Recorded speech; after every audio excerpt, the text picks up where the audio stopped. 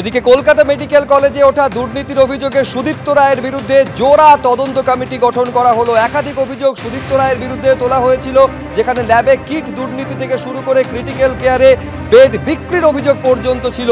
এই অভিযোগের প্রেক্ষিতে জোড়া তদন্ত কমিটি গঠন করা হলো। মেডিসিন এবং ফরেনসিক বিভাগের তরফে দুটি পৃথক তদন্ত কমিটি গঠন করা হয়েছে। তৃণমূল বিধায়ক সুদীপ্ত রায় ছাড়াও প্যাথোলজিস্ট জয়ন্ত ঘোষের বিরুদ্ধেও অভিযোগ সামনে আসে।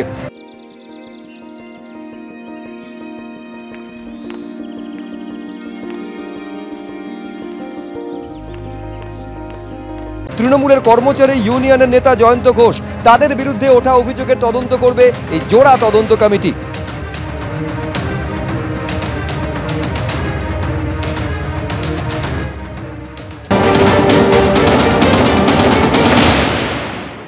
আমরা এর আগেও বিভিন্ন সময় হচ্ছে যে কলেজ কর্তৃপক্ষকে বলেছি, যেমন আপনারা জানেন যে এই যে থ্রেড কালচার যেটার কথা আমরা এখন বলেছি, তার প্রথম ধাপ হিসাবে আমরা এই কলেজেই একটা এনকোয়ারি কমিটি গঠন করার কথা বলেছিলাম এবং সেই এনকোয়ারি কমিটি গঠন হওয়ার পর সেটা একটা বলতে গেলে তত স্বচ্ছ একটা তদন্ত করেছিল এবং তার ফলে কিছু টিচারদেরকে যারা তার সঙ্গে যুক্ত ছিল তাদেরকে কলেজ থেকে একাডেমিক এবং নন একাডেমিক অ্যাফেয়ার্স থেকে বরখাস্ত করা হয়েছিল। আমরা আশা করছি আবার, যেহেতু ওই যে কমিটি হয়েছিল সেই কমিটির কিছু মেম্বাররা আবার এই কমিটিগুলোতেও আছেন, আমরা আশা করছি যে এইবারও যে আমরা এই যে দুর্নীতি চলছে গোটা মেডিকেল কলেজ জুড়ে, বিভিন্ন মেডিকেল কলেজ জুড়ে, সেটার কিছু একটা আমরা তদন্ত পাবো এবং একটা দৃষ্টান্তমূলক শাস্তি অবশ্যই হবে। এই খবরও এসছে যে সুদীপ্ত রায় কে এই যে সিন্ডিকেটটা চলতো সেন্ট্রাল ল্যাবে, এইটা আর কি আমাদেরই কলেজে একজন প্যাথোলজিস্ট জয়ন্ত ঘোষ,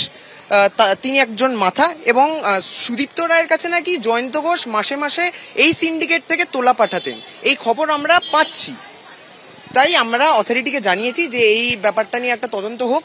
অথরিটি আমাদের জানায় যে এটা সিবিআই অলরেডি এই বিষয়টা নিয়ে তদন্ত করছে, কিন্তু আমরা একই সাথে এই দাবিও জানাই যে যেই দুজনের নাম অভিযুক্ত এই ঘটনাটার সাথে, তাদের তদন্ত সিবিআই করুক, কিন্তু আমরা চাই এছাড়াও আর কোন কোন মাথা এই সিন্ডিকেটে আছে তার একটা পূর্ণাঙ্গ তদন্ত হোক এবং যারা দোষী তাদেরকে দৃষ্টান্তমূলক শাস্তি দেওয়া হোক। আমরা চাই মেডিকেল কলেজ কলকাতা থেকে এই ধরনের দুর্নীতি চক্র, এই ধরনের সিন্ডিকেটের অবসান ঘটুক।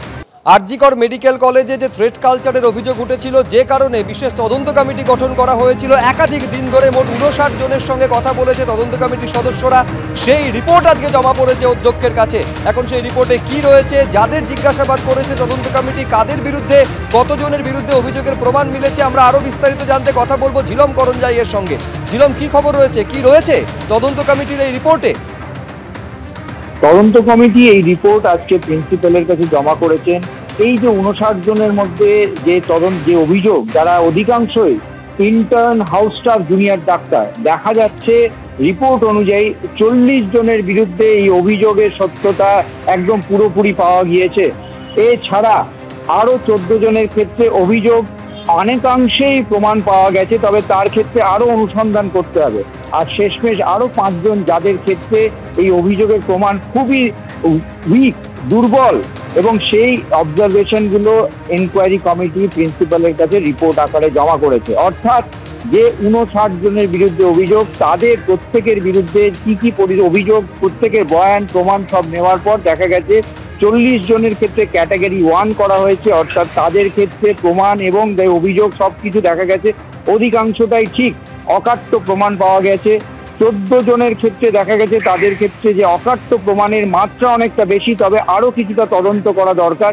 আর 5 জনের ক্ষেত্রে অভিযোগের প্রামাণ্য নথি বা সবকিছু দেখা গেছে খুবই দুর্বল, এবং এক্ষেত্রে কমিটি সেই তাদের পর্যবেক্ষণ প্রিন্সিপালের কাছে জমা দিয়েছে। এবং এর পাশাপাশি তারা এই কমিটি আরো একটা অনুরোধ করেছে যে 13 জন ফ্যাকাল্টি যাদের বিরুদ্ধে অভিযোগ জমা পড়েছিল থ্রেড কালচারে যুক্ত থাকার, সেই তদন্ত করার জন্য আরো একটা পাওয়ারফুল কমিটি গঠন করার জন্য তারা অনুরোধ করেছে।